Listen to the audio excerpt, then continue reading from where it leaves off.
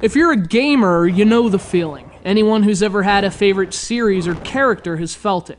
A disappointment so massive and so complete, your only instinct is disbelief. There's no way this franchise, my franchise, could have its name on something so incomprehensibly terrible. Something like Resident Evil 2 for the Gamecom.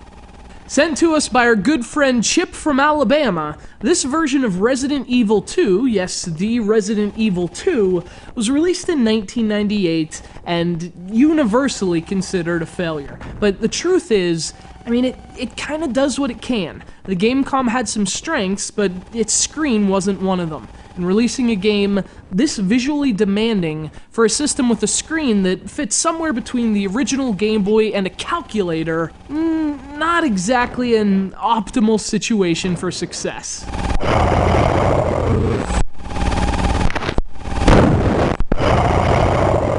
Nonetheless, Resident Evil 2 feels at least vaguely familiar on the Gamecom. This version is based on Leon's quest from the original game, and again, loosely follows Resident Evil 2's structure and storyline. The game doesn't look terrible either, with decent sprites that are alright when you can see them, and it's nice to see little touches like the door animations were also included.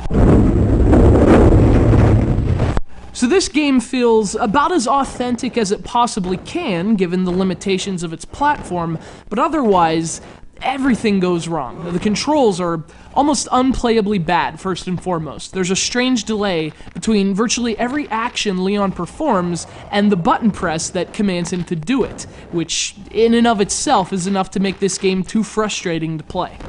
But what's interesting is the weird dynamic between these clunky controls and the game's use of touch. Moving Leon and shooting zombies is just a wreck, but when you pause the action and start using your inventory, the game suddenly feels modern. Tapping items and navigating menus with a stylus works really well, almost like a prophetic look into gaming's future.